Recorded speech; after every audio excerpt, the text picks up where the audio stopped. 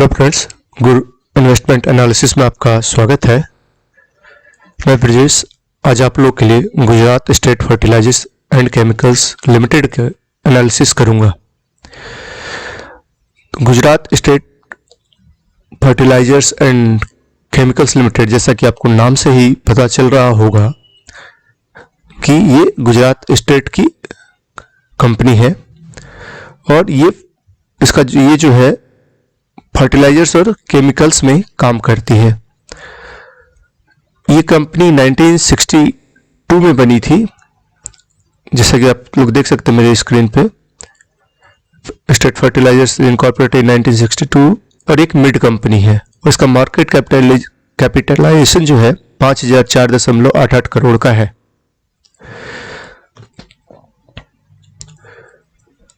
इसका जो current market price वो 125 रुपये 60 पैसे है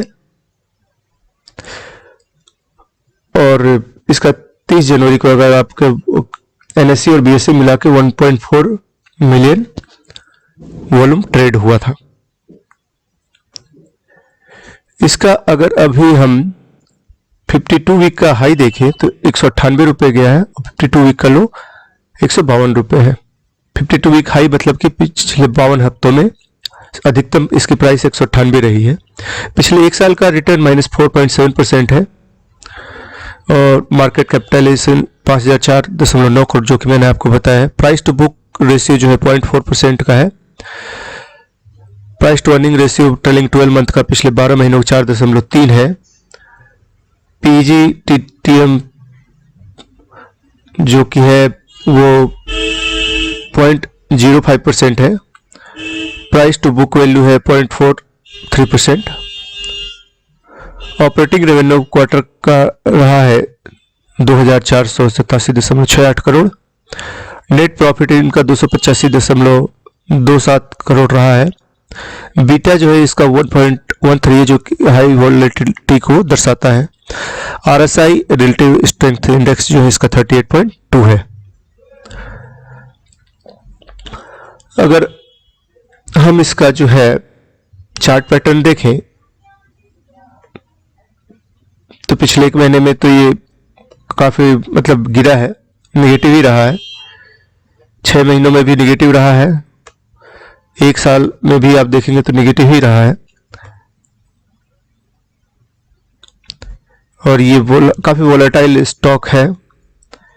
5 साल का भी आप देख सकते हैं।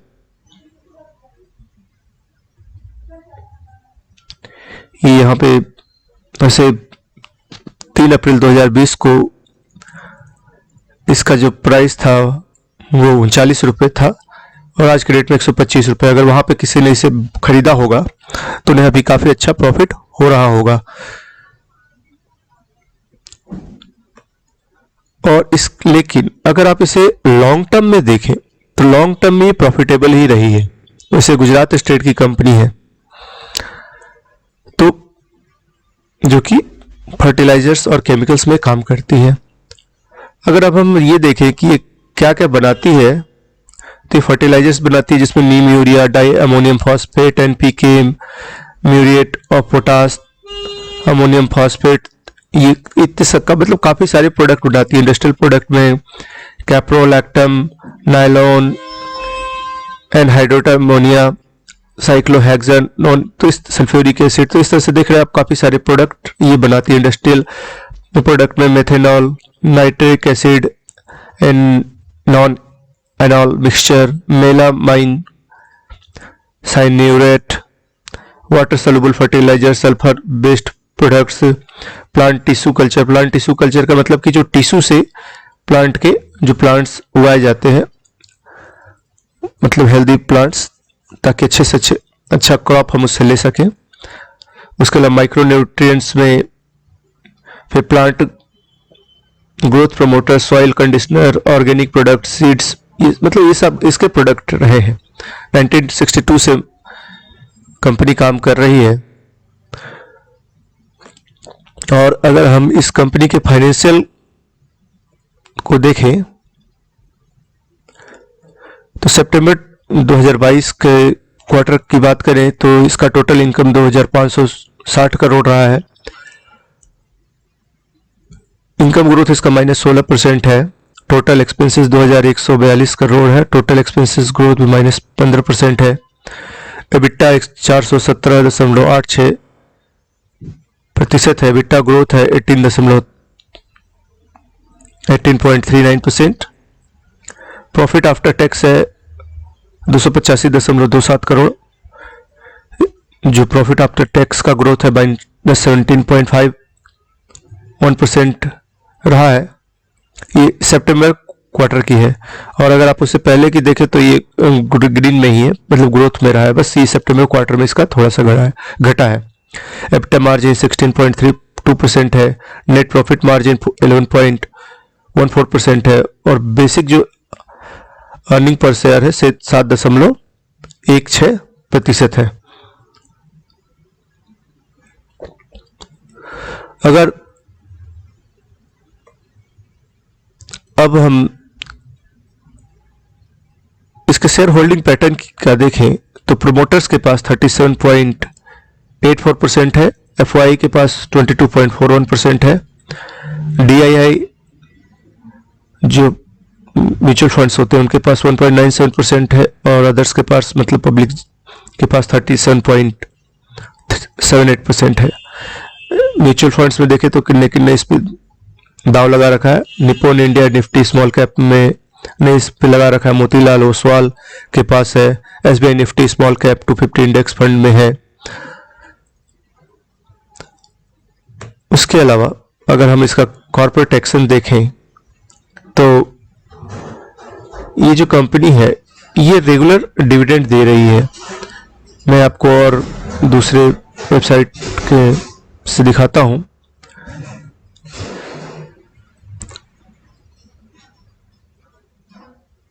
तो इसका डिविडेंड आप देखेंगे तो ये आपके 2006 से रेगुलर डिविडेंड दे रही है, आप देख सकते हैं।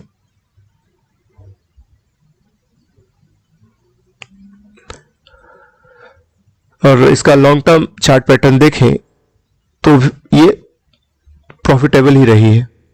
हालांकि काफी वॉलेटाइल रहती है, लेकिन गवर्नमेंट की कंपनी है तो आप इस पे दांव लगा सकते हैं, अपना पैसा इसमें इन्वेस्ट कर सकते हैं लॉन्ग टर्म के लिए।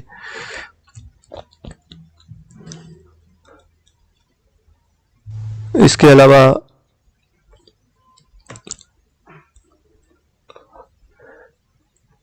मैं आपको बताना चाहूंगा पिछले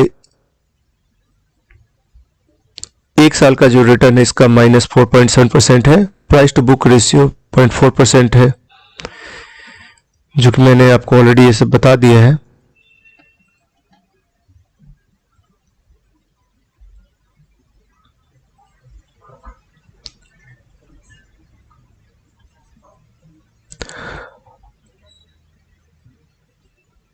हालांकि मेरी भी इस कंपनी में होल्डिंग है, तो आप अगर इसमें इन्वेस्ट करना चाहें तो आप भी कर सकते हैं, लेकिन इन्वेस्ट करने से पहले मेरी आपसे सलाह होगी कि आप खुद अपने दिमाग का प्रयोग करें, अपने फाइनेंशियल एडवाइजर से सलाह लें, और उसके बाद ही इसमें इन्वेस्ट करें। और इन्वेस्ट करने का जो तरीका है मैं आपको हर बार बताता हूं कि अपना थोड़ा थोड़ा पैसा इन्वेस्टमेंट करें, क्योंकि काफ़ी वॉलेटाइल रहता है। तो एक साथ इन्वेस्ट करने से आपको काफ़ी नुकसान हो सकता है। लॉन्ग टर्म के लिए आप इसको लेके चल सकते हैं। थोड़ा थोड़ा पैसा आप लगाते रहें। अगर आप इसमें स्विंग ट्रेडिंग करना चाहें तो भी कर सकते हैं, तो भी आपको ये पैसा बना के दे सकती है। लेकिन कभी भी एक साथ बहुत सारा पैसा न लगाएं। और अगर आप ट्रेडिंग कर रहे हैं तो ट्रेडिंग में तो मेरी सलाह यही होती है कि जितना आपके पास पैसा हो उतना ही पैसा इसमें ट्रेड के लिए लगाएं।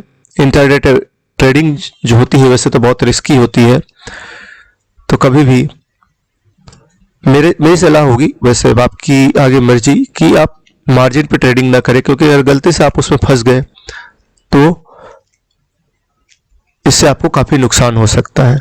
तो बेहतर होगा कि जितना पैसा आपके पास है उतने की ही ट्रेडिंग करें, तो इससे क्या होगा कि अगर बाय द वे आपका लॉस होता है तो आप इसको होल्ड करके रख सकते हैं, क्योंकि लॉन्ग टर्म की कंपनी है, तो मतलब लॉन्ग टर्म में आपको प्रॉफिट दे के ही जाएगी, तो आप इसको होल्ड कर सकते हैं। आप अपने रिस्क एपेटाइट, जो आप कितनी आपकी रिस्क कैपेसिटी को हमेशा एनालाइज करके ही इन्वेस्ट करें, थोड़ा थोड़ा इन्वेस्टमेंट करके चलें, तो इससे आपको फायदा होगा। और समय समय पर जिस भी कंपनी को, इस कंपनी नहीं किसी भी कंपनी को, अगर आप उसमें इन्वेस्ट करते हैं तो उसको एनालाइज करते रहें। उसमें एनालाइज करने का अगर आपके पास समय नहीं मिलता तो आप हमारे चैनल पे भी आके यहाँ पे जानकारी ले सकते हैं। मैं ऐसी कंपनियों के एनालिसिस आप लोगों के लिए करता रहूँगा, और जिससे आपका फ़ायदा हो। और मैं क्योंकि खुद मैं शेयर मार्केट में 2008, 9, 10 से जुड़ा हुआ हूँ, तो मैं खुद करता रहता हूँ, तो मैं इसलिए आप लोगों को भी जानकारी उपलब्ध कराता रहूँगा। तो प्लीज़ इन्वेस्ट, पहली चीज़ मेरी सलाह जो इन्वेस्टमेंट के लिए किसी भी इन्वेस्टर को यही रहती है कि आप थोड़ा थोड़ा पैसा इन्वेस्ट करें। अपने हमेशा रिस्क एपेटाइट, अपने जो रिस्क लेने की क्षमता है उसको ध्यान में रख कर करें। कभी भी एक साथ बहुत सारा पैसा न लगाएं, थोड़ा थोड़ा पैसा लगाएं, थोड़े थोड़े क्वांटिटी में खरीदें और उसको ऑब्जर्व करते रहें किसी भी कंपनी के शेयर को, जिससे कि आपको बहुत ज़्यादा लॉस ना हो। और ऐसी कंपनी में लगाएं जो कि स्टैब्लिश हो। पेनी स्टॉक में न लगाएं, मेरी सलाह यही होगी कि बहुत ही रिस्की होती है, उसमें आपके पैसे डूबने के चांसेस होते हैं। हमारे ये साइकोलॉजी की बात बता रहा हूँ, जो शेयर मार्केट में नए आते हैं उन लोगों की साइकोलॉजी के अनुसार उनको लगता है कि अगर हम 50 पैसे या 1 रुपए के शेयर बहुत ज़्यादा मात्रा में खरीद लें, तो अगर वो कल के डेट में बाय द वे 500, जो सपने, मतलब साइकोलॉजी के अनुसार हम जो नए आते हैं शेयर मार्केट में सपने देखते हैं, या कई बार हम किसी से टिप्स लेके, दोस्तों से, या फिर कहीं सोशल मीडिया पे, या फिर जो आजकल आपके तरह तरह के चैनल्स बने हैं वहाँ पे भी आपको सलाह मिलती है कि आप इस पेनी स्टॉक में इन्वेस्ट करें, तो इससे आप काफ़ी करोड़पति बन सकते हैं, अरबपति बन सकते हैं, आपके अकाउंट में हजारों करोड़ रुपए आ सकते हैं। तो उन सब में इन्वेस्ट करने से पहले सोच समझ कर ही इन्वेस्टमेंट करें। किसी भी कंपनी में इन्वेस्टमेंट करने से पहले उसके बारे में जानकारी लें, कंपनी का प्रोडक्ट क्या है, कंपनी क्या करती है, कितने सालों से मार्केट में है, उसके फाइनेंशियल की स्थिति क्या है, और उसने कितना रिटर्न दिया है। और आजकल हर डेटा आसानी से उपलब्ध हो जाता है, तो आप गूगल पर जाकर या फिर कंपनी के वेबसाइट पर जाकर, या फिर और भी बहुत सारी वेबसाइट्स हैं जो कि आपको डेटा उपलब्ध कराती हैं, तो आप वहाँ पे जाके उसके बारे में जानकारी प्राप्त कर सकते हैं। अन्यथा आप हमारे चैनल पे आए, आपको यहाँ पे हम समय समय पे ऐसी जानकारी उपलब्ध कराते रहेंगे जिससे आपका भी फायदा हो और हमारा भी फायदा हो। अगर आपको मेरे द्वारा दी गई जानकारी उपयोगी लगती है, अगर आपको दिया हुआ जो डेटा है उससे कोई भी फायदा होता है, तो आप प्लीज़ मेरे चैनल को सब्सक्राइब करें और आप इसका नोटिफिकेशन ऑन कर ले, जिससे कि कोई भी नया वीडियो किसी भी कंपनी के बारे में आता है तो आपको उसके बारे में जानकारी मिल सके और आप उससे फ़ायदा ले सकें। तो मेरी सलाह यही होती है किसी भी इन्वेस्टमेंट के रिगार्डिंग या इन्वेस्टर को, कि आप प्लीज़ थोड़ा थोड़ा पैसा इन्वेस्टमेंट करें, अपने रिस्क एपेटाइट, अपनी मतलब रिस्क लेने की क्षमता को एनालाइज करें, और उसके बाद ही इन्वेस्टमेंट करें। कंपनी, कोई भी कंपनी बुरी मैं नहीं कह सकता कि वो अच्छी है या कम बुरी, या हम ये भी नहीं कह सकते कि उसका मार्केट ऊपर जाएगा या नीचे। तो इसलिए हम थोड़ा थोड़ा अगर इन्वेस्टमेंट करेंगे तो हमको एनालिसिस करने के बाद तो उससे क्या होगा, हमारे जो नुकसान है वो कम होगा। तो प्लीज इन सब बातों का आप ध्यान रखें। और अगर आप अभी तक सेविंग नहीं करते हैं तो मेरी रिक्वेस्ट यही होगी कि आप अपना पैसा सेव करें। आप स्टूडेंट हो सकते हैं, आप छोटी नौकरी में हो सकते हैं, बड़ी नौकरी में हो सकते हैं, आपका छोटा बिजनेस हो सकता है, बड़ा बिजनेस हो सकता है। तो आप जो भी कमाते हैं उसमें से थोड़ा पैसा इन्वेस्टमेंट करें अपने भविष्य के लिए, क्योंकि जो आपका सेविंग का जो पैसा होता है वो हमेशा आपके काम आता है बुरे समय में। तो प्लीज़ आप पैसा सेव करें। अगर आपका अच्छा समय चल रहा है, आपकी इनकम अच्छी है, तो आप अपना पैसा सेव करें, क्योंकि समय कभी भी एक जैसा नहीं होता है। पैसा सेव करेंगे तो आपके बुरे समय में काम आएगा। आप उसको अपने बैंक में रखें या जहां रखना चाहे रखें, और बाद में आप उसको या म्यूचुअल फंड में, अगर आपको शेयर के बारे में अच्छे से समझ में नहीं आता है तो आप म्यूचुअल फंड में भी डाल सकते हैं। SIP मतलब सिस्टमेटिक इन्वेस्टमेंट प्लान इसे हम कहते हैं। मतलब धीरे धीरे थोड़ा थोड़ा पैसा शेयर मार्केट में, मतलब म्यूचुअल फंड्स में लगा देते हैं, या फिर शेयर मार्केट में लगाते हैं, या कहीं भी आप एक सिस्टमेटिक इन्वेस्टमेंट करते हैं। तो इससे आप भविष्य में एक अच्छा खासा कॉर्पस या अपने पास सेविंग बना सकते हैं। और ये सेविंग जो है आपके किसी भी बुरे वक्त में या आपको कुछ भी करना हो तो काम आता है। तो आप अपना पैसा सेव करें। इतना कहकर मैं अपनी वाणी को विराम देना चाहूंगा। मेरे वीडियो को देखने के लिए धन्यवाद। अगर आपको इससे जानकारी